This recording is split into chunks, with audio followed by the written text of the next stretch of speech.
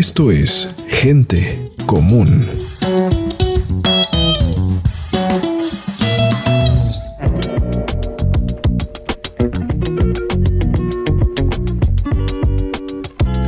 Hola, muy buenas tardes, noches, días o en cualquier lugar que se encuentre, el momento del día que esté usted transcurriendo y que esté sintonizando, escuchando, viendo o lo que sea. Ahora ya no sabemos cómo mencionarlo con la tecnología tan dinámica. Esto es una emisión más de Gente Común. Soy Paco Insunza desde la ciudad de Los Mochis y vamos a la capital nacional porque vamos a hablar de historieta. Ya lo hemos hecho en otras ocasiones y en otros episodios de estos contenidos, pero hoy me interesa hablar de unos temas puntuales que tienen que ver con las editoriales y etcétera, pero eso estaremos desarrollando con mi buen tocayo. Es la primera vez que nos conocemos, digamos, de manera en tiempo real, aunque yo ya lo sigo por sus contenidos. Él es Francisco Espinosa. Francisco, ¿cómo estás? ¿Qué tal, tocayo? Pues muchísimas gracias por la invitación y muchas gracias también por tan bonita presentación. Y pues aquí estamos para echar el cotorreo sobre todo y pues bueno, lo que podamos compartir de lo poco, mucho que saben. Que sabes un montón, por eso te tengo acá y te agradezco el tiempo que nos cedes, porque eres una persona ocupada, pero también con muchas posibilidades de compartir conocimiento. Y bueno, quisiera arrancar, me gusta, la primera pregunta siempre es ¿cómo está? Me gusta saber cómo están las personas que tenemos en cada una de las emisiones, pero cuando es alguien que es la primera ocasión que tenemos por aquí, me gusta contextualizar para quienes nos van conociendo. A lo mejor esta visión posmoderna, a veces las categorías tratamos de esquivarlas, pero son útiles en cierta manera. ¿Tú cómo te definirías? ¿Cuál es tu oficio o qué es lo que haces en la vida? Fíjate que curiosamente a mí cada vez que me preguntan qué eres o qué haces, pues, mi primera respuesta es soy escritor. Okay. ¿No? Lo cual es muy curioso porque hace que tú digas, qué bruto, ¿cómo ha escrito este muchacho? La verdad es que no. Pero así es como me entiendo, ¿no? Es lo que desde muy joven decidí que quería hacer de mi vida y a lo que me he dedicado y es como el oficio que más he cultivado. Ajá. Pero en medio de eso he trabajado de todo. Le he hecho al actor, le he hecho al locutor, le he hecho al productor, le he hecho al editor, le he hecho a un montón de cosas. Has hecho stand-up, ¿no? Ahorita, así es. Ahorita he estado como en pausa desde la pandemia. Claro. Quiero morirme tan joven, aunque las posibilidades son pocas, pero lo intento. Pero tuve que ponerlo un poquito en pausa, pero sí he hecho stand-up y también ahorita estoy trabajando en publicidad, entonces es lo que me paga los comiquitos. Pues eso, ¿no? Mi curiosidad y pues más que nada el ánimo de chismecito es lo que me ha llevado a tirarle a todo en esta vida. Entonces, regresando al punto, si tú me preguntas qué soy escritor. Muy bien, entonces quiere decir que estás muy ligado al lenguaje en muchas de sus formas, ¿no? Que es algo que yo sé que pudiéramos hablar mucho tiempo, incluso antes de entrar al aire y grabar esta emisión. Decía que yo estoy consciente de que tienes muchas cosas que podemos compartir, pero bueno, el tiempo hay que tratar de aprovecharlo y por eso quisiera que arrancáramos por entender una más de tus facetas que yo me identifico con ella, que es este mundo geek, ¿no? O sea, esto del coleccionismo, de la historieta, del cine, etcétera, pero me quería ir por ese camino de la historieta, que vemos muchos contenidos ahí detrás en tu imagen de la cámara, tanto de historieta como de manga o de libros. Ahí sí, ¿cómo pudiera ser como una especie de referencia de tu primer encuentro, tus primeros encuentros potentes con estas disciplinas? Pido disculpas por el relajo que se ve acá atrás, ¿no? Traté de buscar una forma de blurrear la imagen para que no se viera mi relajito, pero todos lo tenemos. Pero la neta es que si tú me preguntas cuál fue mi primer contacto, la neta es que no tengo idea. Y esto es una frase que le copié a alguien, no me acuerdo ahorita, que a mí la cigüeña cuando me trajo me cambió la torta por un cómic, porque yo toda mi vida o sea, yo miro hacia atrás y toda mi vida me veo con un cómic en las manos. Así incluso antes de que supiera leer, yo tenía un cómic en las manos, de lo que fuera, ¿no? Cuando yo era niño había cualquier cantidad de producto editorial enfocado para niños y no tan niños. O sea, yo recuerdo haber leído cosas que seguramente hoy escandalizarían a cualquier persona del contenido que tenían a los 5 o 6 años y no pasaba nada. Pero ese es como mi primer recuerdo. Entonces, la verdad es que cuando me preguntan ¿cuál fue tu primer cómic? Pues no tengo la más mínima idea, la verdad, pero sé que siempre me han acompañado los cómics y que desde entonces creo que más que el personaje o los géneros, mi primer amor fueron las historias, por un lado, y por otro lado el medio, el lenguaje del cómic, que desde niño fue lo que me enseñó a leer, por un lado, y por otro lado a pensar, ¿no? Yo incluso llegaba a pensar como a nivel viñetas en algún momento de mi vida. Entonces, de nuevo, para mí el cómic siempre ha estado presente, entonces no tengo idea, fue el primero. Lo cual ya es naturalizado y en eso uno puede entenderlo, porque a mí también me pasa. Bueno, yo sí siento que puedo identificar algunos momentos, pero digo, no venimos a hablar de mí, sino lo que sí quisiera destacar que... ¿Cuál fue tu primer momento? ¿No? Yo sí quiero ese chismecito. Recuerdo, fíjate, con el extinto intento que hicieron los de Marvel en Marvel México, con aquellos cómics que eran los Flipbook, que era uno que tenía por un lado, creo que era Spider-Man y por detrás Fantastic Four. Aunque en mi casa siempre encontraban esas historietas que les dicen de Capulinita, que era de Capulina, y siempre estuvo Mafalda presente en mi casa. Entonces eran como historietas, pues no, obviamente de la industria esta potente que conocemos hoy en día. Tenía muy claro, ¿no? Que también la narrativa, esto de ver viñetitas con dibujitos y letras, también estuvo presente desde chico. Pero cuando yo me di cuenta que dije, esto es el mundo de la historieta, fue con Marvel México, con aquellos números que costaban 2 pesitos, 3 pesitos, y que bueno, con lo que podía, después de lo que te sobraba de la escuela, ibas y comprabas. Ese fue mi primer momento. Eran horrendos, pero mira, era lo que había, ¿no? Pero lo que nos daba la accesibilidad, hombre, porque hoy ya han subido demasiado. Entonces, eso bebé, estamos hablando ya de mediados de los 90. Es correcto, ¿no? Y entonces ahí ya me empezaba yo a hacer el coleccionista, contagié a mi hermano, que él ya ahora me lleva años luz de coleccionismo, ¿no? Pero yo creo que ese fue el encuentro y que es algo lo que quisiera también hablar, mi estimado tocayo, porque ahí tiene que ver mucho el sentido de la editorial. Siempre hago paralelismos como para darme a entender, no sé si lo logro, pero lo intento, un poco con el cine, ¿no? Que a veces que seguimos muchas películas, actores, directores, productores, pero detrás como que no tenemos la conciencia, y si no lo tienen está bien, pero sí es importante y nos ayuda a comprender más. Por ejemplo, lo que es la editorial de las productoras, de las casas productoras, que tienen como un enfoque, una línea. Ahí yo vi un ejemplo que justo lo acabamos de citar, ese intento de entrar Marvel en México con, entiendo yo que fue una búsqueda de hacer más accesible la historieta, sus historietas al público mexicano, obviamente con un papel bastante flojo, con una edición precaria si se quiere, pero lo lograban, que yo creo que era el enfoque, ¿no? Estoy un poco en lo cierto, me equivoco totalmente. Pues un poco lo que intentó Marvel, más que tratar de hacer accesible, porque en México siempre Marvel fue bastante accesible con sus asegúnes, ¿no? La crisis de los 80, que fue un relajo y que hizo que toda la industria se colapsara en sí misma, pero aún así, el de los pocos cómics que sobrevivieron fue El Hombre Araña. Entonces, Novedades siguió publicando El Hombre Araña semanalmente por bastantes años. De nuevo, y eso ya te dice de la potencia de esa empresa y de este personaje. En los 90 lo que pasa es que después de la muerte de Superman hubo un boom potentísimo de cómic, entonces de pronto empezaron a surgir tiendas de cómics, la banda empezó o sea, se dejó ir y surgieron las convenciones de cómics, etcétera. Entonces Marvel vio la posibilidad de entrar a este mercado potencial en ese momento y decide abrir una división enfocada para este mercado. Lamentablemente creo que duró poquito más de un año, no le resultó rentable y volvieron a licenciar el producto, que era lo más sensato en realidad. Y pues fue lo que pasó, ¿no? Sí, sobre eso, hablando de la industria, que Marvel, como bien dices, licenciarlo fue lo mejor que les pudo pasar, pero yo quiero regresar a esa parte, no quiero sonar como el anciano, y yo sé que en alguna parte estarás de acuerdo conmigo, pero uno que tenía la posibilidad de con 2-3 pesitos y ya accedías a las grapas y un poco que te abría ese universo que hoy ya es muy complejo, y bueno, es un fenómeno que pudiéramos desarrollar más, porque también yo creo que ahora los cómics nos los venden a nosotros los grandes, que ya tenemos un poco más de nivel adquisitivo, pero ves todo un fenómeno que se puede apreciar en la actualidad. Si vamos a abrir esa puerta, esto va a merecer una explicación complejísima.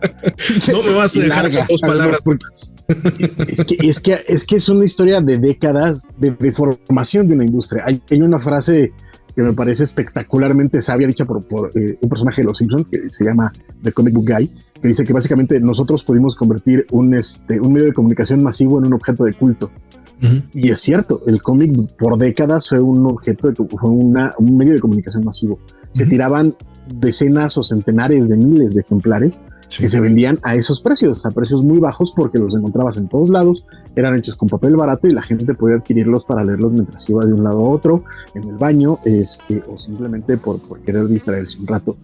Cuando la industria del cómic ve el potencial del mercado de coleccionistas y empieza a crear, sobre todo en Estados Unidos, es que de nuevo también nosotros como nuestro referente más inmediato es Estados Unidos, tendemos a creer que esa es la industria del cómic, pero Europa es otro animal, Asia es otro animal, el mismo Japón, que es la industria más poderosa de cómic en el mundo, es otro animal, y en medio de Europa de pronto Italia es un animal totalmente diferente, el mercado franco-belga, etcétera.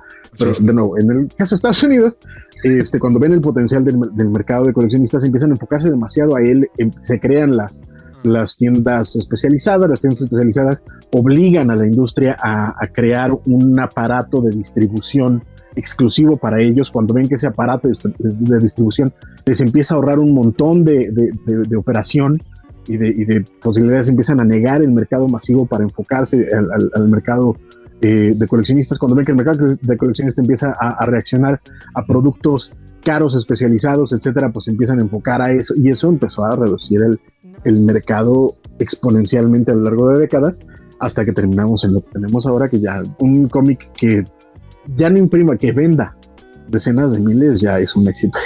Y esa ha sido parte de ese cambio, como tú mencionas, pasar de cómics que comprabas con muy poco dinero, con lo que te daban para el lunch en tu escuela, te podrías comprar 2 o 3 cómics diarios. Hoy tienes que ahorrar por un buen rato para comprarte un single. Ahora por todos los lunches del mes para un par de grapas no es lo que nos alcanzaría. O yo lo veo desde la perspectiva desde un chavito cuando uno se reflejaba en esa infancia, pues que no tenías tanto poder adquisitivo, ¿no? Y bueno, si ya nos pusimos a analizar, pues ya nos vamos a ir por esa puerta, tocayo, ni modo, porque ya comenzamos a caminar, y yo creo que eso pasa con muchas industrias, porque ahorita que lo decías y que te escuchaba atentamente, pensaba que es un fenómeno que también me parece que se dio con el cine, ¿no? Pasando a la historieta, uno leía las historietas, y si tú escuchas a gente del siglo pasado, y que bien decías como medio de comunicación la historieta, uno leía y luego lo tiraba, ¿no? O sea, no porque lo despreciara, sino porque ya era su función, ya adquirías tanto la narrativa, la historia o el discurso que trajera, o a lo mejor lo guardabas y se lo prestabas a alguien o lo regalabas. Hoy de ese fenómeno del coleccionismo me lo llevo yo al cine, ¿no? Trato de hacer ese paralelo con que uno iba al cine y se acabó, ibas a ver la película, lo pasabas excelente y se acabó, ¿no? Ya después viene figuras de acción, ya ahora ediciones súper de lujo y tal. Entonces yo creo que no me quiero escuchar muy marxista, ¿no? Pero esto del capitalismo, porque ahora nos venden un montón de cosas. Entonces yo creo que la historieta apareció ahí. Pues es que Marx es marxista en el sentido de que fue el que analizó ese tipo de fenómenos, pero es la verdad.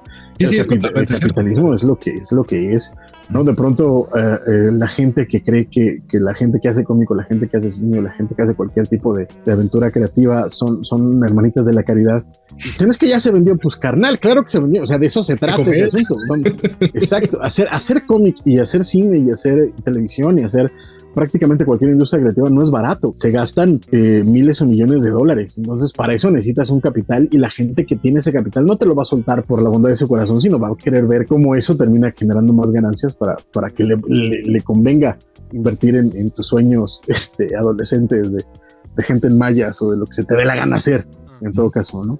Pero sí, fíjate que con sus asegúnes hay ciertos paralelos. El cine, lo que cambió mucho, y que en ese caso me parece a mí que fue para bien en sus discusiones temporales, es que el cine, como dices, era un fenómeno de momento, que por eso también de pronto hubo un momento en la historia en que ir al cine era como ir al teatro o ir a una cena de gala. Cuando iban a ir al cine, le hablabas a alguien desde muy temprano, dices, hoy vamos al cine, o se planeaba con anticipación, se vestían como bueno, no elegantes, pero sí bien, se arreglaban, iban al cinito. Hoy sales y te vas a uno de los complejos que existen. Te vas en pantuflas, ¿no? Sí, prácticamente la pandemia fue una cosa rara, pero sí fue ha cambiado mucho eso, ¿no? Sí, pero lo que ha mantenido el cine, afortunadamente, es que sigue siendo un medio de comunicación masivo. Nunca ha dejado de ser eso. Ha tenido momentos, hoy estamos viviendo otro de esos de preocupación por el futuro del cine, por el cine como medio. A finales de los 80, principios de los 90, por ahí, cuando empezó a surgir los formatos caseros y de pronto la televisión por cable empezó a tener canales de cine, etcétera. De pronto la gente dejó de acudir a las salas.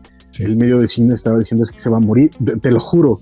Había gente pronosticando la muerte del cine, y de pronto los complejos y esta estructuración del blockbuster empezó a llevar a la gente de nuevo a las salas, y de pronto ya el cine volvió a ser este espectáculo maravilloso al que vamos muy seguido. Ahora la pandemia ha cambiado las cosas, los sistemas de streaming están cambiando las cosas, y también estamos en otro momento en el que hay gente augurando la muerte del cine. A mí me parece que también muy tempranamente, pero es parte de la idea. Y en el caso del cómic sí ha sido como muy tajante esta conversión, que además me parece ya a estas alturas poco reversible. Y como tú mencionas, la razón por la cual un Action Comics 1 es carísimo es porque no era coleccionable, es porque era un producto desechable.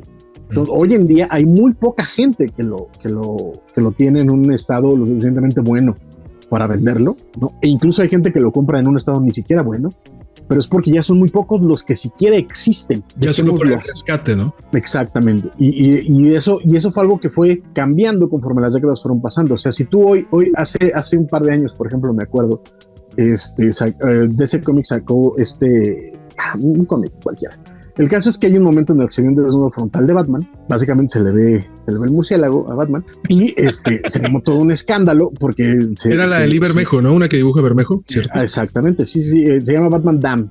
Claro. Que era una serie de Azarelo con Bermejo.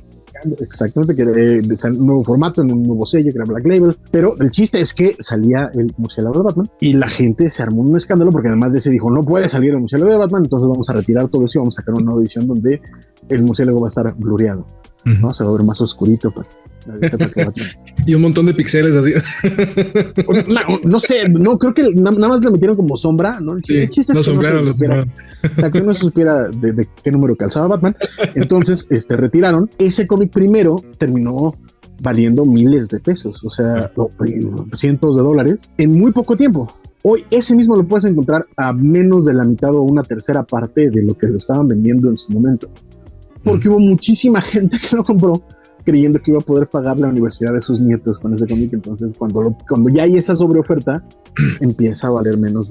Se va colando el fenómeno del mercado, ¿no? Exactamente, o sea, los mercados de coleccionismo se vuelven raros porque la razón por la cual algo se vuelve valioso dentro del mercado de coleccionistas es porque es inherentemente raro. Mientras más raro sea, es conforme vale más.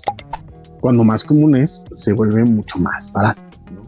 Si estudiamos a Marx y al capitalismo y todo eso. Exactamente. y incluso hay mercados que eso lo tienen totalmente estructurado, como por ejemplo el mercado de la filatelia o de las monedas, que no me acuerdo cómo se llama, etcétera, que sí tienen como de el servicio postal va a sacar este número limitadísimo de tal cosa y va a valer determinado. Pero eso es porque ya está pensado para ese tipo de cosas, ¿no? Y es lo que está tratando de hacer un poquito el mercado del cómic, pero no le está saliendo porque termina siendo un medio de comunicación que tiene que tener, pero la cosa es, conforme más de coleccionismo se ha vuelto, menos valor va teniendo, ¿no? Porque al final de cuentas el valor cultural de una Action Comics no es que sí es la primera versión de Superman, pero pues es que fue desechable. En Japón, por ejemplo, entendieron esto perfectamente y lo siguen explotando así hoy en día y les funciona maravillosamente. Sí. Ellos cada semana, bueno, ellos suena generalísimo, pero digamos que la industria más mainstream de Japón cada semana saca unos tabiques para los más viejos de los de teléfonos, ya de la sección amarilla. Exactamente, pero unas cosas así, unos tabicotes locos. Sí. Con las nuevas entregas de las historias que sacan. Y la cosa es que lo sacan en un papel baratísimo, reciclado, de colores, y que cuesta muy poco para que la multitud de gente que vive en Japón lo compre, lo lea en sus transportes en el metro, mientras hace el baño y lo tire. O sea, la razón para la que existen estas revistas, ahora no recuerdo cómo se les llama, pero es para que se tiren. Y las series que funcionan, las series que tienen un público, las series que logran mantener una continuidad comercial, se editan en tomos que se llaman tankobon, que son los recopilados normales de por lo menos, creo que 3 o 4 meses de historia, porque ya los cómics son semanales, 10 o 12 páginas, pero semanales. Entonces, cuando llegan al tercer o cuarto mes, sacan el tankobon de esta serie y eso es lo que compras para quedártelo en tu casa. Uh-huh. Y si esa serie además se vuelve más popular, pues eso ya permite que saquen otros formatos, se haga anime, etcétera. Pero ese es el proceso natural.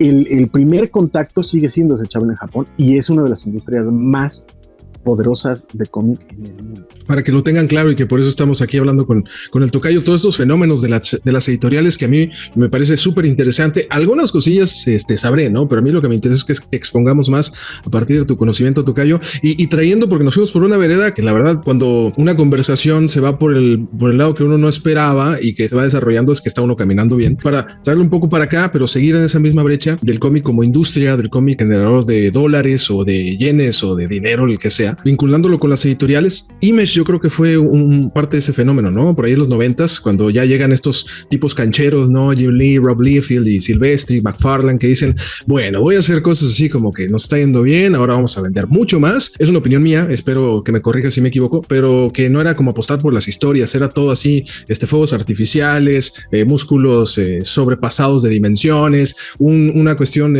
plástica que no todo mundo pasaba de la media. ¿Tú lo notaste así o es una especie de cosa rara que estoy viendo yo? No. Sí significa un parteaguas sin duda alguna. Pero como bien mencionas, Image es un pastel hecho con un Twinkie y todo lo demás es betún. Claro. Es lo que era Image, ¿no? Pero mucha banda creo que le pone mucho peso a Image, que lo tiene, no crean tampoco, estoy diciendo aquí que no lo fue. Pero antes de ellos ya había intentos muy valientes de empezar a explotar el mercado independiente, el mercado por la libre de las dos grandes editoriales que en ese momento eran Marvel y DC. Ahora ya Image es otra de las grandes editoriales, lo cual es bastante irónico, aunque con sus muy, muy claras diferencias. Sí. Pero antes de ellos, por ejemplo, estamos hablando de una industria que permitió el surgimiento de un mercado independiente amplísimo y larguísimo, desde los primeros cómics sesenteros de Robert Crumb o de Harvey Pekar, sí, al surgimiento, por ejemplo, de Fantagraphics o de Dark Horse, que son editoriales que apostaron por el cómic alternativo, independiente, por tratar de explotar, y que fue algo que permitió, algo que habíamos mencionado antes, que fue precisamente ese mercado especializado. Si no se hubiera abierto esas tiendas especializadas y esa distribución directa, este tipo de fenómenos no habría existido jamás, porque no tendrían la capacidad de llegar al mercado como lo hacían las editoriales más grandes. Lo que permitió el mercado especializado es que podías tirar menor cantidad, pero enfocarlo al público específico al que vas dirigido, y la gente lo va a llegar a sus manos.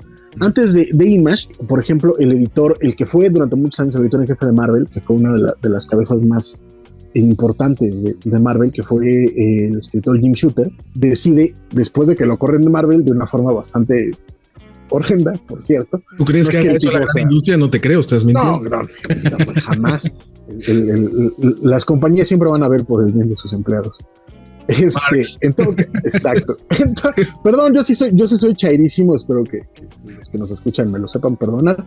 Jim Shooter lanza una editorial que se llamaba Valiant, claro, donde recupera algunos personajes de la Edad de Plata, me parece, que empieza a crear nuevos personajes. Y de pronto Valiant, por la izquierda, se vuelve rompeventas brutal, que hizo que de pronto Marvel les dijeran qué está pasando aquí. Y el surgimiento de Valiant también abre la puerta a varios. Image surge porque otra editorial independiente que se llamaba Malibu, sí, les propone este trato a Rob Liefeld, y Rob Liefeld lo lleva a sus compañeros de generación. Para quien no lo sepa, porque me imagino que nuestro público es bastante más joven que yo. Los dos. Bueno, de nuevo, si tú eras niño cuando estaba saliendo el X-Men Flipbook, eres un bebé, mano. Yo estaba ahí cuando salían, cuando todavía decían las ediciones Avestruz Novaro. O sea, yo sí ya no me cuesta. Bueno, por eso me acerco a usted, por el conocimiento, caballero. No, de hora de usted. Ay, Dios mío. No, lo digo por respeto, no por la edad, por respeto. No, hombre. Rob Liefeld, que era un mocoso imberbe, que si sabe dibujar o no va a ser una discusión, pero Rob Liefeld, Jim Lee, Todd McFarlane, Mark Silvestri eran los dibujantes más populares de Marvel. Poquito antes de esto, unos 2 o 3 años antes, Marvel decide a Todd McFarlane darle su título de Spider-Man para que lo escribiera, dibujara y todo esto.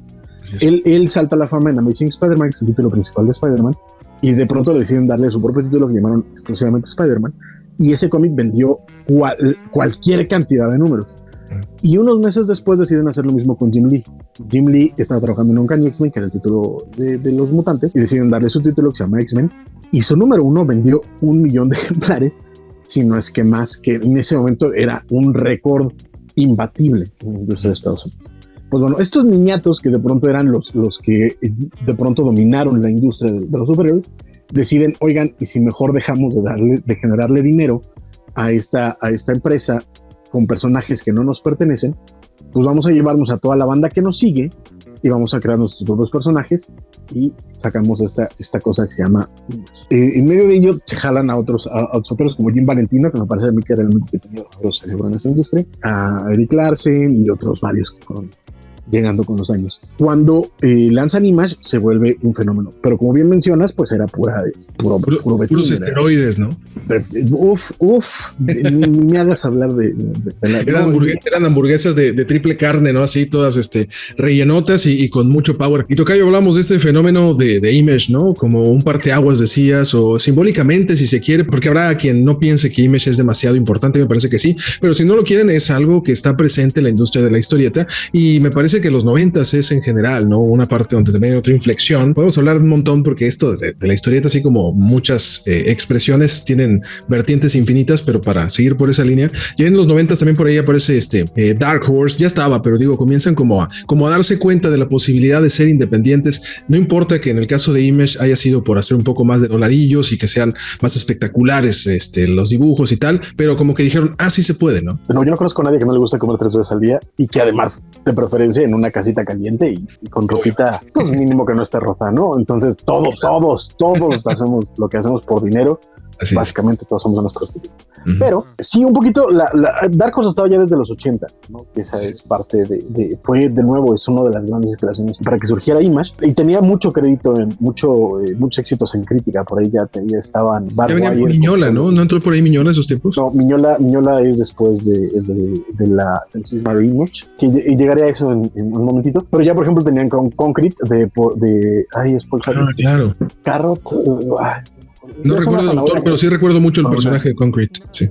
Sí, no, Concrete es desde Paul Chadwick, pero había uno que era una zanahoria con fueguito. Pero sí. Bueno, en fin, aquí voy a agregar las imágenes, no te preocupes. Ok, no me acuerdo, pero es The Carrot Something. Dark Horse ya tenía sus años y venía encarrerada por muchas cosas, pero lo que termina haciendo Image es que empieza más bien pone un faro enorme al cómic independiente, como ya lo había hecho antes, ya me encantaba yo Jim Shooter con Valiant, pero Jim Shooter con todo y todo no era Jim Lee, ¿no? A pesar de que Valiant vendió como pero Image se vuelve este fenómeno, pero lo interesante es que en poco tiempo se vuelve una bandera para autores que querían hacer sus propias creaciones, ¿no? Y ellos mismos empezaron a apostar por otro tipo de cómic diferente.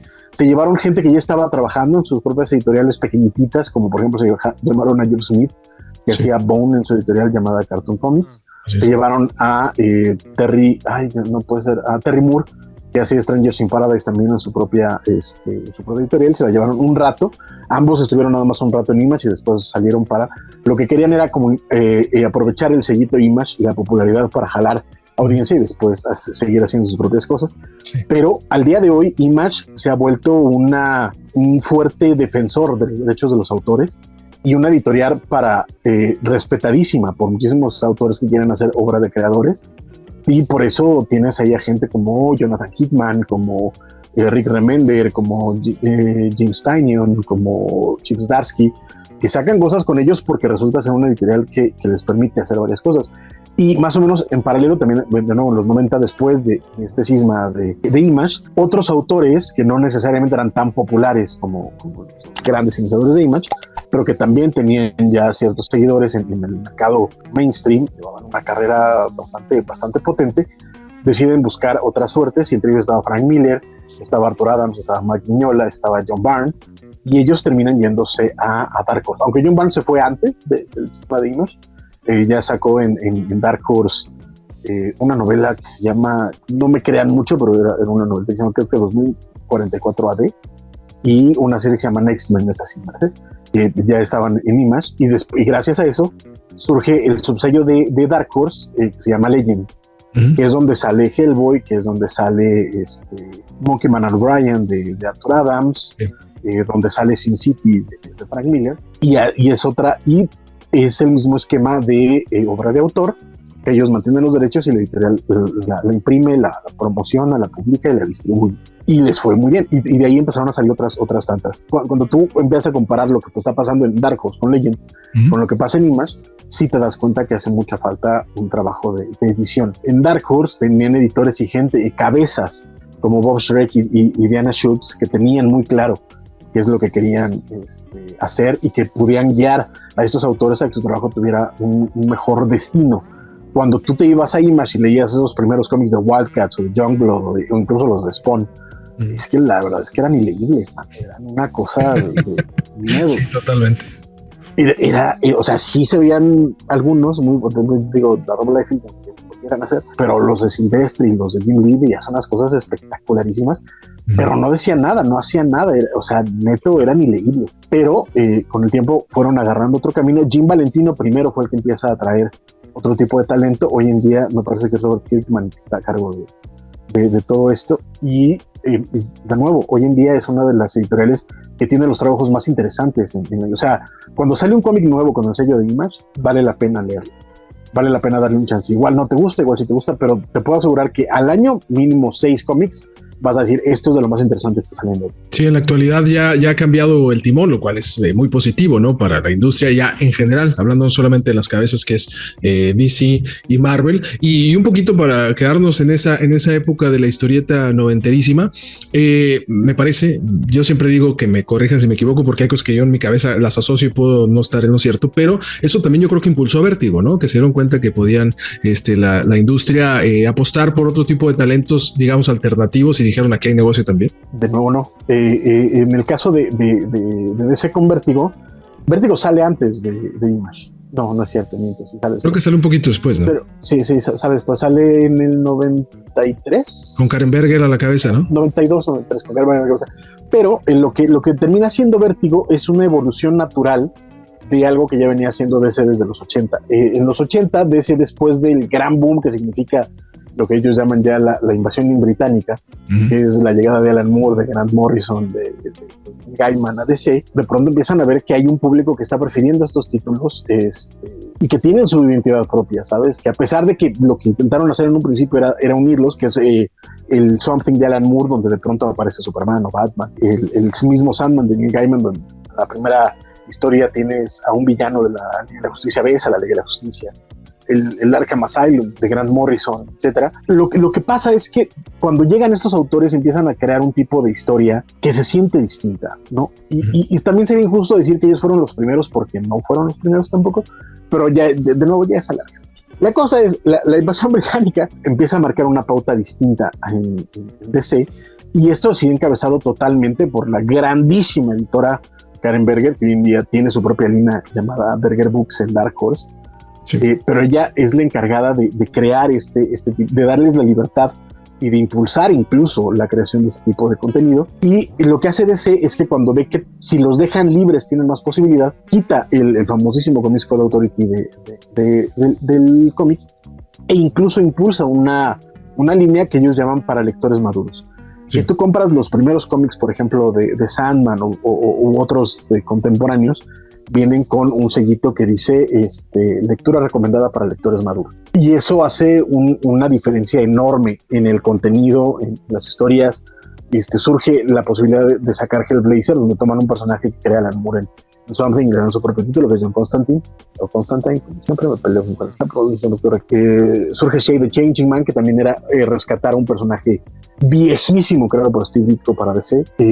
Surge Kid Eternity, que fue una miniserie escrita por Grant Morrison. Surgen varias, Doom Patrol, por supuesto, Animal Man. Entonces Vértigo terminó siendo una evolución natural, y la posibilidad de Berger de decir, pues vamos a darles a estos autores la posibilidad de crear historias de autor para que se queden con nosotros, pues un poquito, pues, para que no se nos vayan, que lo hagan aquí. Pero ya había un antecedente claro, incluso hecho por Marvel en los 80, que llamaba la línea Epic, claro, que también era lo mismo. Esa fue abanderada por Archie Goodwin, donde salen, por ejemplo, dos de las historias que incluso la misma Berger llegó a decir en algún momento, que eran las historias de Vértigo antes de Vértigo, que fueron Moon Shadow y Blood a Tale, las dos de James DeMatteis, ambas con arte pictórico, o sea, no eran solo dibujos, sino tenían acuarelas y cosas por el estilo, que en Estados Unidos eso era rarísimo, en Europa no, pero en Estados Unidos fue así como de, ¡ah, Jesús santo! Y terminan siendo una influencia enorme para Vértigo, porque además Karen Berger es una de las mejores amigas de James DeMatteis. Entonces fue parte de esta retroalimentación entre ellos mismos, y después republicarían las dos series en Vértigo. Sí, que serían ahí los cambios que muchos agradecemos. Yo siempre me consideré y me sigo considerando fan de lo que Vértigo hace ahora como Black Label, ¿no? Que son estas cosas que hace la industria, pero bueno, ahí estamos en ese viaje, ¿no? De las diferencias. Por eso digo yo que en general, para mí, y repito, es lo que yo creo, 80s, 90s, viene esa apertura de una puerta a otras posibilidades, no específicamente tratando de imitar lo de Image, que era casi todo forma y nada de fondo y etcétera, pero sí decir, bueno, el mercado puede caminar hacia otro lugar, y que eso mucho se lo debemos obviamente a Frank Miller con el Dark Knight Returns, con Watchmen de Alan Moore y todo lo que hicieron ellos. Yo agradezco también eso, que se hayan venido otros autores británicos, como el caso de Garth Ennis, que yo todo lo que haga él puede estar de medio para arriba, pero nunca me decepciona y tendrá algunas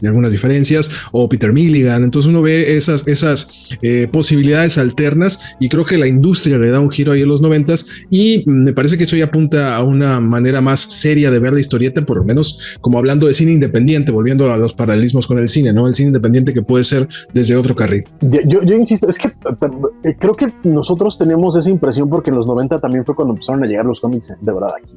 Así es. En los 80 conseguir cómics de Estados Unidos era labor titánica, o tenías mucho dinero, tenías contactos o cosas por el estilo, ¿no? Pero en los 90, de nuevo, después de la muerte de Superman, empieza a haber un boom en México brutal de cómic, y empiezan a surgir tiendas de cómic importado casi en cada colonia. O sea, hubo un momento brutal, por lo menos en la Ciudad de México, y en el resto del país había tiendas de cómics en lugares impensados. Y eso nos permitió a nosotros tener un vistazo cercano a la industria estadounidense de primera mano y casi en tiempo real. O sea, el día que salían los cómics en Estados Unidos, estaban llegando a México. Entonces eso de nuevo nos permitió ver fenómenos de cerca.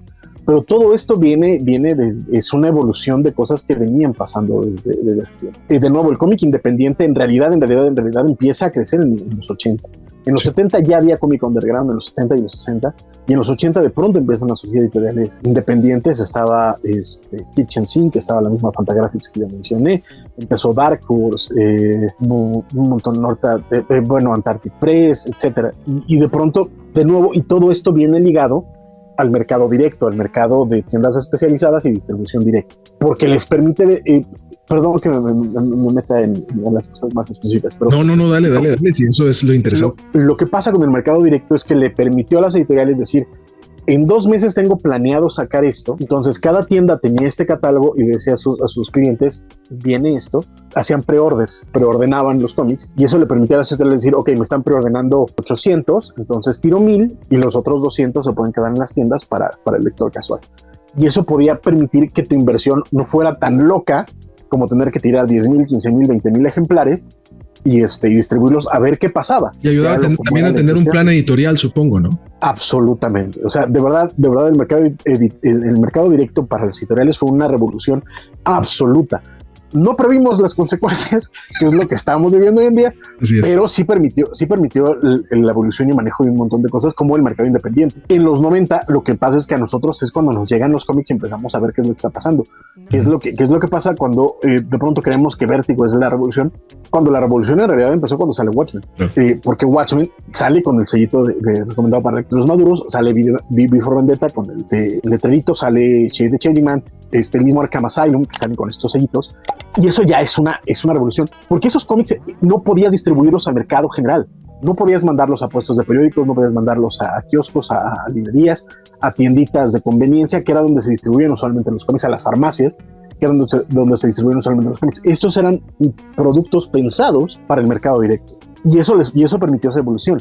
Entonces, cuando llega Vértigo, pues es parte ya de un fenómeno que se estaba gestando los pasados 10 años. Significa una evolución, pero por supuesto, Vértigo va a seguir siendo un referente para todos. ¿Por qué? Porque le permite a la editorial todavía más libertad, manteniendo cierta independencia de la editorial y de las licencias generales de DC, que es un poquito lo que está pasando ahí con Black Label. Black Label, por eso para mí me cuesta cuando lo manejan como un heredero, incluso dentro de DC, lo manejan como el heredero de Vértigo, porque no lo es. Es simplemente una forma de hacer títulos tirados para un mercado, entre comillas, adulto, porque muchas ni siquiera tienen eso, nada más tienen desnudos o violencia exacerbada. Con los personajes que no deberían de aparecer. Exacto, los batiduendes que aparecen, pero con los personajes de DC. O sea, en realidad, al día de hoy, en Black Label no hay un libro. No lo hay. Lo que permite es crear historias aparte, universos independientes, de nuevo, poner miembros masculinos o femeninos gráficamente, etcétera. Y eso es lo que permite Black Label. Pero no es Vértigo. Muchas historias de Vértigo ni siquiera hablaban de desnudos, ni siquiera tenían lenguaje altisonante o siquiera tenían violencia.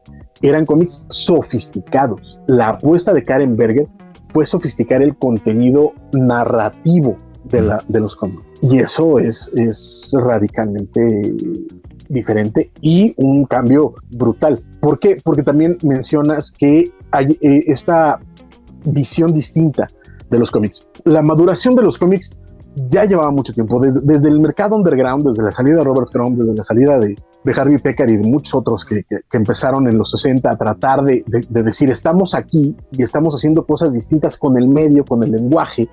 Véanos, no todos son, y por eso también al principio decía, porque a mí me parece importantísimo, si hay algo que pueden, que me gustaría que la gente que nos ve se quedara cuando hable de cómics, es que el cómic no es un género. Así es. Y es algo que mucha gente tiene en la cabeza. Que cuando piensan en cómics, piensan en superhéroes. Que no está mal, o sea, están intrínsecamente ligados. Es un género narrativo ligado que nace absolutamente en las páginas de papel periódico de los cómics originales. Uh-huh. Está ahí, es parte de... Pero el cómic es un lenguaje, es como el cine. ¿Sí? Es como si me dijeras que el cine es Star Wars. Sí, o que es Rápido y Furioso, que nada más es Spielberg, o que nada más es James... Que nada más son blockbusters. Cuando el cine... Por Dios, ahorita no sé si es en toda la República, pero por lo menos aquí en la ciudad, creo que sí. Una cadena de cines está teniendo una retrospectiva de Martin Scorsese. Uh-huh. Vayan a ver películas de Martin Scorsese y van a ver que el cine es mucho más que películas de acción y de palomitas. Lo que no es tan mal, o sea, al final de cuentas también es eso, pero es mucho más. Y lo mismo pasa con los cómics. Los cómics son un lenguaje. Como lenguaje puedes contar con ellos lo que se te dé la maldita gana. Y eso es algo que venía haciendo desde los 60. En los 70, el gran maestro Will Eisner, que es básicamente el que desarrolla las reglas del lenguaje narrativo del cómic, busca llegar a otros mercados y busca sofisticar el lenguaje y busca también sofisticar a la audiencia que lo lee. Y para eso saca una cosa que se llama el contrato con Dios, Contract with God. Así es. Que es la que se reconoce o se le llama la primera novela gráfica de la historia. Lo que Eisner quiere hacer, y no es cambiarle el nombre al cómic, porque de pronto ahora es que es novela gráfica. La novela gráfica es un formato, y Will Eisner entendió que tenía que ser un formato y tenía que venderlo de esa forma, porque en los 70 entrar a librerías era imposible para un cómic. Y él lo logra a partir de sacar este libro, llamarlo novela gráfica. Que tampoco es novela porque son 4 relatos, pero no importa. Y a partir de ahí ya empieza a haber una intención de crear una visión distinta del cómic, darle esta pátina de infantilismo que muchos días le culpa, que no la ha tenido nunca en realidad. Los primeros cómics, desde Little Nemo de Winsor McCay, perdónenme todos, de pronto se me lengua la traba todo. E incluso en Europa, los primeros, el Tantán de Hergé, a pesar de ser para toda la familia y de poderlo leer toda la familia, tenía una sofisticación brutal. Para cuando llegabas ya a un viaje a la luna siguiendo los libros de Tantán, tenían unas cosas brutales. El mismo Asterix, que es uno de los grandes referentes del cómic franco-belga, había una crítica social tan ácida, tan deliciosa, brutal. En Japón, el mismo Tezuka empezó él mismo, el considerado padre del manga, y que empieza con Astro Boy, que es un cómic para chavitos y que crea todas las bases para el género shonen en Japón. Empieza también a explorar otras cosas como Adolf, como Buda, como Fénix, del Boro Fénix, cualquier cantidad de obras donde ya se sofistica él mismo y empieza a buscar otro tipo de alas y de público también, ¿no? De nuevo, entiendo que en los 90 pareciese que todo esto empieza a cuajar, pero es también porque empieza a cuajar a nivel mainstream. Claro. Que esa es la otra. Es cuando de pronto todos estos intentos que se fueron dando por la vía independiente durante tantos años, de pronto se vuelven mainstream. ¿Por qué? Pues por el capitalismo. Porque de pronto llega un montón de gente con un montón de varo y dice, vamos a explotar esto, y lo pone encima con un montón de varos.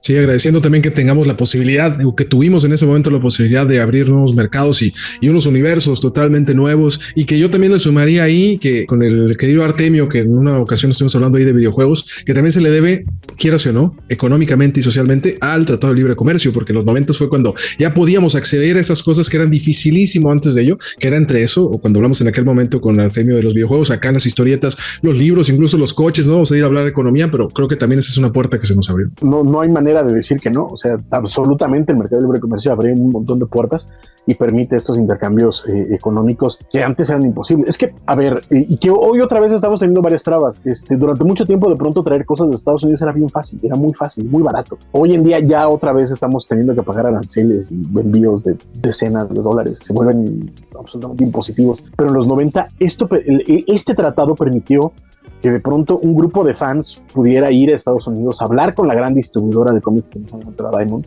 o con Hiro, que también era la otra gran distribuidora, y decirles, oye, estoy tratando de ver una tienda de cómics en México, ¿cómo lo hacemos para que me lo mandes? Fácil, te mando las cajas, tú te encargas de aduanas, y llegaban aquí, no voy a decir que llegaban los miércoles, porque es mentiras, que los miércoles, para que no sepan, los días son los miércoles de distribución tradicional de cómics en Estados Unidos. Es cuando Diamond llegaba a las cajas a las tiendas y en las tiendas acomodaban y vendían eso. En México era jueves, viernes, a veces sábado, porque pues aduanas es aduanas y burocracia es burocracia y mordidas son mordidas. Pero llegaban a días, o sea, era la misma semana de venta en Estados Unidos. Y tiene razón, lo permitió. Ya si queremos hacer una apología del salinato por el Tratado de Libre Comercio, yo ya pondría ahí unos cuantos peros, ¿no? Creo que el que nosotros hayamos tenido acceso a cómic, no sé si valga la pena tanto desaparecido, tanto asesinado. Oh, por supuesto. Tanto torturado. Pero mira, ¿no? Algunas ventajas sí tuve. No, y además en esa época, además durante el salinato, durante los primeros años del Tratado de Libre Comercio, tuvimos $1 a $4, a $3.50. Pues, ¿no? Sí. O sea, yo lo tengo clarísimo. Yo cuando iba en prepa, todos los días salía de la prepa, me iba a la tienda de cómics que en ese entonces estaba en la calle de Petén. Saludos a Carlos Tron, a Gustavo Martínez, a Fernando Sartuche, de Cómics S.A. Me salía del bachilleres, me iba a la tienda todos los días y regresaba con 2 o 3 cómics todos los días. Eso ya hoy es imposible. Hoy, hoy me compro uno por ahí de. Pero esa es la historia, ¿no? De cómo nos ha tocado. Por eso decimos solo como una manera de destacar qué era lo que pasaba social y económicamente, que nos abrió la puerta a otras posibilidades. Pero bueno, hay que juzgar la historia desde donde nos toque. Como bien decimos, quizá eso no justifique un montón de otras cosas, pero bueno, nos quedamos con esa parte del área del comercio que nos ayudó un montón y que incluso hasta en el campo, todavía sigo en lo sociológico, pero hasta en el campo de la inmigración y emigración, uno cruzaba súper fácil a Estados Unidos en aquel momento. Ahorita tienes que llevar todos los papeles de toda tu familia, de toda tu vida para ver si te dejan pasar, ¿no? De nuevo, por cuestiones históricas, no es lo mismo el Estados Unidos de 1994 o de 1992 al Estados Unidos después del 2001. Sí. Entonces no puede ser igual todo. Las cosas cambiaron. Y bueno, para ponernos un poco temporales, pero seguir hablando de las editoriales, me da la impresión de que las editoriales también, y creo que es parte donde arrancó esta charla, ¿no? Tienen sus líneas creativas, sus líneas estéticas, si se quiere, ¿no? Algunas de las que me llaman la atención y que yo, que no soy tan conocedor como usted, maestrazo, ¿qué crees que caracterizaría usted por el conocimiento? Le tengo ese respeto, caballero. ¿Qué crees que caracteriza? Yo te lo dijo antes de empezar este programa, lo digo una vez para que todos lo vean. Yo aquí vengo a ver qué se me ocurre, o sea. Pero lo sabes y lo podemos. Todo lo que les diga. Todo lo que me estén escuchando decir, googleenlo. Sí. No me lo creen, googleenlo, contrástenlo, porque ponle que sea alguna cosilla, pero. Bueno, pero lo vamos a comprobar. Estoy seguro que el 99.99% de lo que usted dice, maestro, es cierto. Así que yo tengo toda esa confianza. Por eso le hago la siguiente pregunta, hablando de editoriales, ya en un sentido quizá un poco más atemporal. Pero ¿qué crees que caracteriza, por ejemplo, editoriales? Te nombro una, IDW, ¿no? ¿Qué crees que caracteriza una editorial como esa? IDW, la verdad es que a lo que se ha enfocado mucho es a franquicias o licencias. Tiene poquísimo producto propio. Ajá. Y desde que empezó lo que hizo fue buscar licencias. Ahorita, por ejemplo, sus grandes vendedores son Transformers, Teenage Mutant Ninja Turtles. En algún momento estuvieron con Usagi Yojimbo, ¿no? No. Lo consiguieron hace unos años. Usagi Yojimbo tradicionalmente estuvo en Dark Horse muchísimos años. Antes de Dark Horse estuvo en otra editorial que se llamaba. ¿No estuvo en Fantagraphics también? ¿Cómico? No, Fantagraphics consiguió los derechos de los números de Usagi Yojimbo que hizo en otra editorial, pero no me acuerdo cuál es. Pero por ahí pueden ver. Pero los primeros cómics de Usagi Yojimbo los publicó Fantagraphics en tomos. Okay. Y todavía lo sigue publicando Fantagraphics, pero no fueron publicados originalmente en Fantagraphics. Okay. Después, Stan Sakai, que es el creador de Usagi Yojimbo, y si no han leído Usagi Yojimbo, háganse un favor. Ahorita lo está trayendo a México Planeta. Sí, muy buenas ediciones, ¿eh? Buenísimas. Háganse un favor, lean Usagi Yojimbo. Usagi Yojimbo, belleza. Anyway, lo estuvo durante muchos años, varias décadas en Dark Horse. Ya hace no mucho tiempo, IDW consiguió los derechos, sí. Los negoció con Stan Sakai y empezaron a sacarlo a color. Tradicionalmente Usagi Yojimbo por décadas fue blanco y negro, y IDW empezó a sacarlo a color.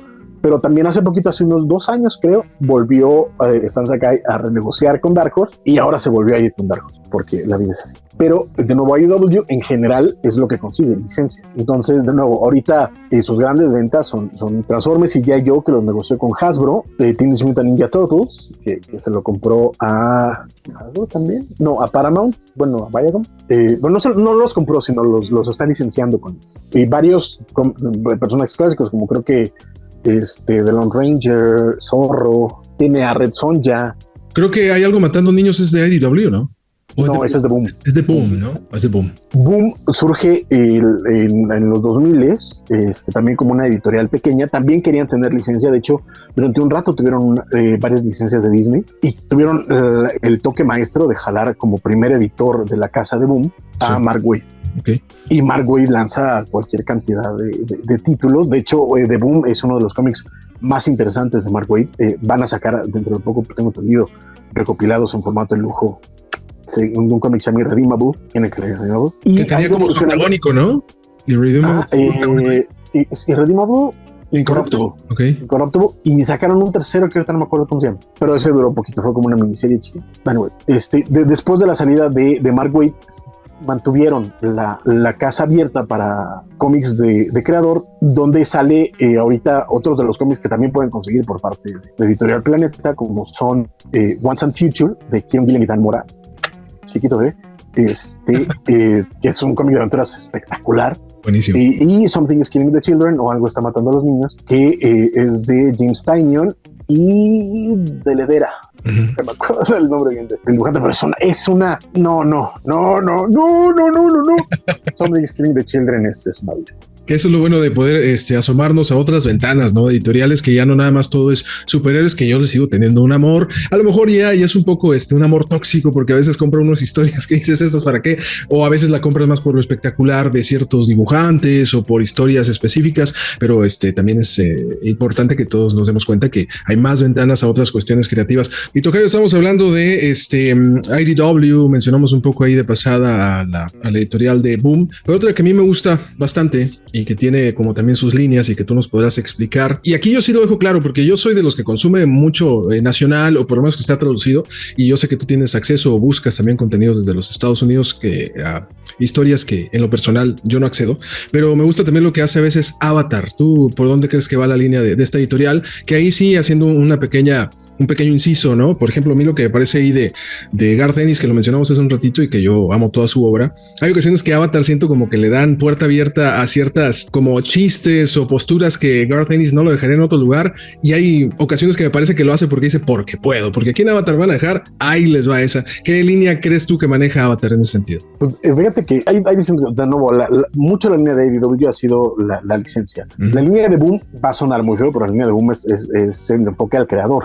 Mencionaba yo los nombres de los creadores que están haciendo cosas, ya son autores que son, que están teniendo una carrera exitosa en las grandes editoriales como Marvel y DC, y aquí les están dejando hacer lo que quieren, pero también sin llegar a tanta violencia, y sobre todo tratando de crear productos o historias que puedan ser franquiciables, si es que se puede existir esa palabra, que no existe, pero lo estoy inventando. Pregúntele a Millard, ¿no? Que le encanta perfilar para la franquicia. Correcto. No, y por ejemplo, creo que viene ya, no sé si para Netflix, creo, o algo así, pero ya Something is Killing the Children ya se vendió, Once and Future también creo que ya se vendió, etcétera. O sea, como que en general es lo que están buscando.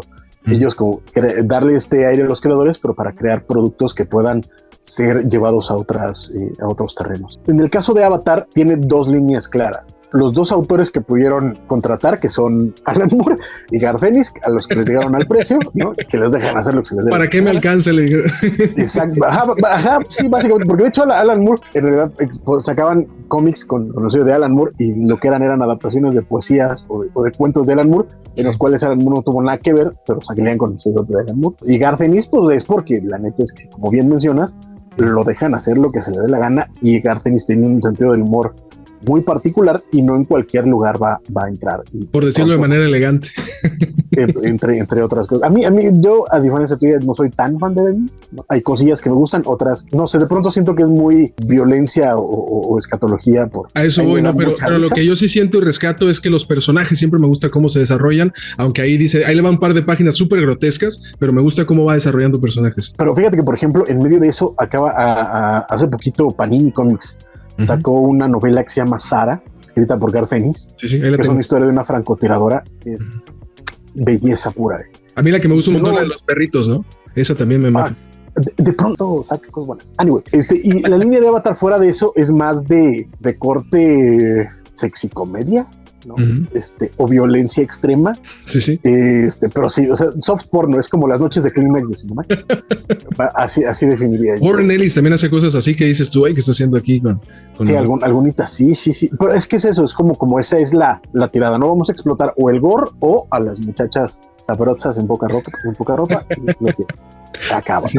Es como su línea editorial. Y ahí donde Alan Moore también, por ejemplo, publicó estas últimas que las tengo enfrente, ¿cómo se llamaban? Providence. Las de Providence, ¿no? Y algunas otras cosillas de ese tipo. Sí, Necronomicon, que estaba muy basado pues en esto de Lovecraft, tiene muchísimo de Lovecraft, pero también hay otras cosas que dices, Alan Moore aquí con esto, y no se lo recrimino porque también Alan Moore para mí puede hacer lo que quiera. No, hombre, ya. Mira, también por eso lo perdono cuando de pronto ya sale como viejito cascarrabias a quejarse del planeta, ¿no? Mira, hiciste Watchmen, ya di lo que quieras, padre. No te puedo odiar. No te puedo. ¿No? Si te invitara a mi Navidad sería sí, tío, ya caí. Pero no te vayas, ¿no? Sí, y es eso. O sea, como bien mencionas, de pronto hay ciertas, incluso cuando mencionábamos Vértigo, etcétera, la razón por la que existe Vértigo es porque necesitaban separar cierto tipo de contenido del grueso de la línea editorial de DC, por ejemplo. Que decían niños, esto no. Exacto. En el caso de Image, que es mucho más variado, lo que vende de nuevo son los autores. O sea, ahí es otra vez autores reconocidos que están llegando a hacer material para autor, aunque no siempre, de pronto sí tienen autores nuevos, pero que tenían contactos. Por ejemplo, a una de las historias más interesantes de los últimos años es una que se llama That Texas Blood. Qué cosa tan bonita, ¿no? Es de un autor novel, digamos, un escritor novel en el cómic, pero llega porque está siendo dibujado por el hijo de Sean Phillips. Sean Phillips es el dibujante que ha hecho el grueso de la obra de Brubaker en Image. Entonces, pues así que tú digas, uy, qué poco nepotismo hay, pues no, pero como cómic es brutal la texto. Bueno, ya por esa parte, antes de despedirnos, tocayo, porque se nos fue el tiempo, y lo cual a mí me deja muy satisfecho porque quiere decir que la plática se estuvo desarrollando y que los temas que estábamos tocando van y siguen por buen camino. Te quiero comprometer a una segunda ocasión cuando tú puedas, cuando tengas disponible, porque sí quisiera como que habláramos también de editoriales que no son precisamente publicadoras. No sé si esté usando el término correctamente, pero me refiero a, por ejemplo, editoriales que nos llegan acá a México, como Planeta, como Smash, que más allá de que ya esté a punto de extinguirse esa llama, nos trajeron cosas interesantes, lo que llega con Astiberri, ¿no? Entonces poder hablar en una segunda ocasión. En teoría esa llama no solo ya se extinguió, ya le echaron tierra encima y hasta le hicieron pipí. ya están dando tamales, ¿no? Exacto, ya la barbacoa está abajo, ¿no? ya ese chivo ya se... Bueno, pues eso lo podemos dejar para una siguiente ocasión, ¿te parece? Por supuesto, el día que tú quieras. Pero fíjate, me gustaría, si todavía hay el tiempo... Por supuesto, sí, adelante. Hacer un poco de énfasis en lo que mencionaste hace un rato, como de hablar acerca de la gran variedad de temas que existen. Como ya lo dijimos, sí, parte de lo interesante del cómic es que es un lenguaje, y como lenguaje puedes contar lo que quieras. Y si a ustedes les gusta ya el cómic y creen que o son de los que leen los cómics de superhéroes base y son como su forma de entrada, o incluso para aquellos que de hecho son muchos más, leen manga y creen que ahí se cierra el círculo, permítanse leer otras cosas, porque hay un montón de contenido increíble de asombrosa calidad y que pueden disfrutar. E igual, si no les gusta el cómic, si nunca han agarrado un cómic en su vida, atrévanse a acercarse al cómic, porque seguro, y eso se los puedo apostar, seguro hay un cómic que les va a gustar, porque hoy en día tenemos la gran fortuna de México. O sea, ya hubiera yo querido esto en mis años más imberbes, no es que ahorita crezca mucho la barba, pero antes menos, pero tener lo que hoy tenemos al alcance. Ya les recomendamos, les hablamos de Usagi Yojimbo, que es una joya. Usagi Yojimbo es un conejito samurái que, así de tierno como es, tiene unas historias lacerantes, dolorosas, impresionantes. Es una narrativa adulta y sofisticada, a pesar de que su lenguaje es sencillísimo y es para todo el mundo. Tenemos, por ejemplo, ahorita, perdonarás si se ponen los goles, los comerciales. No, tenemos acceso a Amazon, y Amazon nos permite conseguir material de Estados Unidos directamente a precios bastante razonables, algunas veces hasta bastante más que razonables. Entonces, para que le busquen material independiente, hay muchas cosas para lectores adultos, para lectores jóvenes, para lectores pequeños. Ahorita, por ejemplo, las editoriales que más venden, o sea, cuando ves los reportes de ventas generales de la industria del cómic, las editoriales que más venden no tienen nada que ver con Marvel y DC, sino son editoriales pequeñas enfocadas al público familiar. Entonces, por ejemplo, tienes cosas de Scholastic que son maravillosas. Por ahí salió, por ejemplo, no es de Scholastic particularmente, pero tienes un cómic que se llama Nimona, que en México lo distribuye Océano en español, o lo puedes conseguir en inglés a partir de Océano, y es espectacular. Acérquense al cómic europeo. En el cómic franco-belga ahorita también es muy fácil. Existe una página que se llama Buscalibre, que cuando tiene buenos descuentos, no siempre, pero cuando tiene buenos descuentos, porque, por ejemplo, creo que ahorita todavía tienen 50% en productos importados. Pueden entrar a buscalibre.com.mx, busquen por título. Yo les recomiendo, por ejemplo, el año pasado leí 2 de las mejores obras que he leído en muchísimo tiempo, que es una que se llama Contrapaso, de Teresa Valero. Gracias a ti la tengo agregada en mi lista de espera en Buscalibre. Ahorita está en 50%, de verdad, cómprenlo, léanlo, es espectacular ese maldito cómic. Carta Blanca, de Jordi Lafebre, también de Norma Editorial, es una belleza. Como en arte es espectacular Lafebre, pero la historia es bien bonita. Es una historia de amor de 2 personas contada en digamos que al revés, y es divino. Carta Blanca. Panini en México trajo Black Sad. Busquen Black Sad, está a súper buen precio, son 5 tomos de Black Sad. Y es bellísimo el tomo. Vamos, gráficamente guarnido, es para ponerle casa. La historia es espectacular. También es un gatito detective, pero es un gatito detective con todos los tropos de la novela negra. Entonces estamos hablando de violencia, de sexo, de drogas. De verdad es espectacular, y en medio de eso hay una gran metáfora. O sea, es una fábula contada espectacularmente. Trajeron cosas de Italia que lamentablemente no se vendieron, entonces las pueden encontrar en packs con cosas como Dylan Dog, como Dragonero, como Tex, que pueden encontrar. Que tengo enfrente también. Brutalmente bueno. Lamentablemente en México no funcionó, pero léanlo, descúbranlo.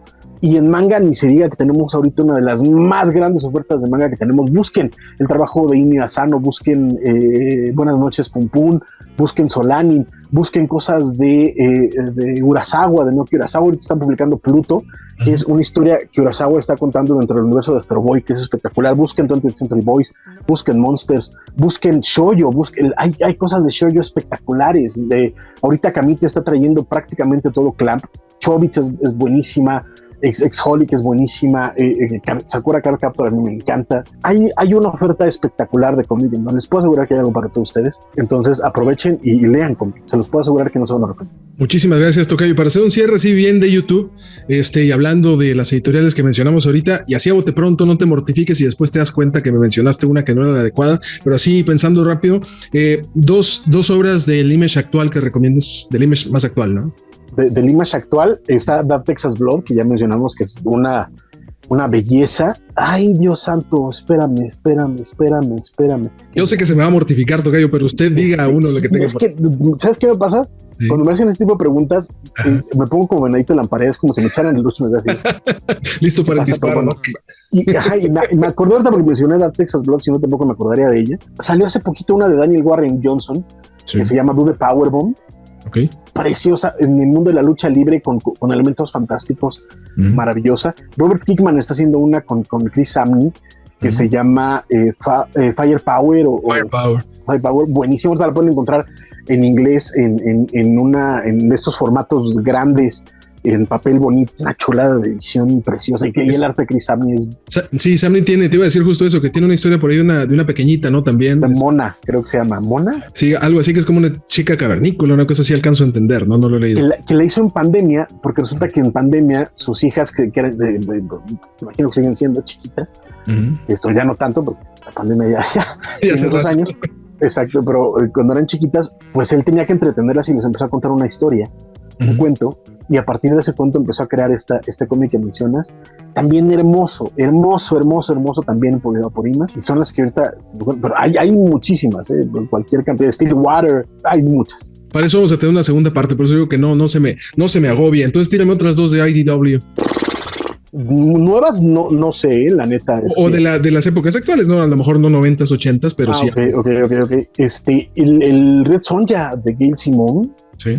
Okay. Buenísimo. De hecho, ya está en un recopilado muy bonito en pasta dura. No sé qué tan fácil de conseguir sea, pero está bastante bien hecho. Y a mí, porque esta es una cosa que no voy a decir a todo el mundo, te sacaron unos cómics de Star Trek, pero hechos con fotogramas de la serie. Oh. El punto es que eran fotogramas de la serie sacados de contexto, es decir, no eran las adaptaciones de los episodios, sino que John Byrne, el famosísimo John Byrne, el John Byrne de Man of Steel, como es John Byrne de Dark Phoenix Saga, hizo un cómic agarrando fotogramas de la serie y contando historias nuevas de Star Trek. A mí me parece divertidísimo. No sé si haya muchos fans de Star Trek entre el público, creo que probablemente ninguno. Yo sé que tú lo eres. Si se atreven, sí, pero si se atreven, recomiendo mucho eso. Que le echen ojo, pues nos quedan dos más de esas que mencionamos, un par de ejemplos de Boom. Last Ronin, miento, perdón, Last Ronin, Teenage Mutant Ninja Turtles de Last Ronin, de Kevin Eastman y los hermanos Esaú. Sí, que son un par de hermanos mexicanos, que es haz de cuenta el Dark Knight Returns de las Tortugas Ninja. Sí lo he visto, espectacular. Ok, bueno, entonces ahí también he anotado todo lo que me estás mencionando, igual lo voy a agregar aquí en postproducción con imágenes para que no se le pierda la pista. Y antes de irnos te decía el tema de Boom, un par de Boom que digas que hay que ver. Ya mencionamos, pero es que ahí sí Boom también es otro que para donde mires, Once and Future, Something is Killing the Children, que pueden encontrar en español por Planeta, en formato pasta dura muy bonito, o en inglés sacaron también formato grande, brutal, es papel buenísimo, tanto Once and Future como Something is Killing the Children. Hay otro que se llama We Only Found Them When They're Dead, precioso. Seven Secrets de Tom Taylor, también divertidísimo. Wind de James Tynion, que es como un cuento para niños, pero con diversidad, muy bonito, muy bonito. Para que les echen el ojo. Y para finalizar, de la incómoda en ocasiones, pero interesante Avatar, un par. Ay, sí, la neta es que sí, no te manejo nada, ¿para qué te voy a mentir? Salvo lo que mencionamos quizá, ¿no? De Moore y de Ennis, que en ocasiones tiran cosas. Exacto. El Providence y el Necronomicon, la neta es que están muy bien. Esos sí son guiones completos de Alan Moore, que básicamente es una exploración al mundo Lovecraftiano. Los pueden encontrar en español por Panini. No sé si Sara es de Avatar, creo que no. Creo que es nueva, creo que son unas iniciales o algo así, el nombre de la editorial, y que es donde publicó esta última que te decía, Balta, el dibujante de Vision, pero que sacó como una especie de historia espacial, ¿no? Que igual la vamos a agregar aquí, ¿no? Pero bueno, eso yo creo que habla de lo interesante que son ahora las editoriales que van apostando por cosas nuevas. Y Tocayo, antes de irnos, pues ¿dónde te encuentran? Porque sabemos que eres alguien activo. En mi casa, mano. Tocayo. Exacto. No, básicamente, bueno, colaboro muy seguido con la gente de la Covacha MX, nos pueden encontrar así en todos lados, en YouTube sobre todo. Sí. Hay ahorita una transmisión diaria de algo en YouTube con la Covacha y estoy con ellos cuando me invitan, con Valentín García, y en mis redes, búsquenme así, Francisco Espinosa, no hay como mucho pierde. O el Rocomiquero, tal vez me puedan encontrar en Facebook, pero en general ahí estoy y con mucho gusto.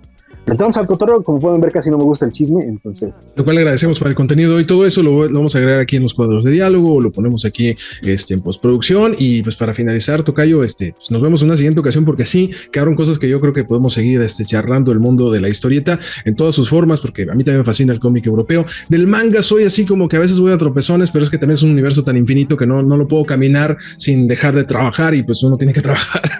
No, te lo juro que sí, es bien complicado, pero sabes que la neta es que el manga tiene cosas espectaculares. Tuvimos la fortuna de que Panini sacara Akira en un formato prácticamente igual al japonés. Espectacular lo que están por ahí atrás. Ah, sí, exactamente. Los tengo igualitos ordenados ahí enfrente, los mismos colores. Hermosísimo. Es una cosa espectacular y te recomendaría, de verdad, busca 20th Century Boys de Naoki Urasawa. Te juro que me lo vas a agradecer. Es un thriller posmoderno pasado de tueste, delicioso de leer. Te lo juro, yo lo empecé por curiosidad, así de, vamos a ver qué tranza. No lo pude soltar. Al día siguiente fue a comprar otros 2 de los tomitos.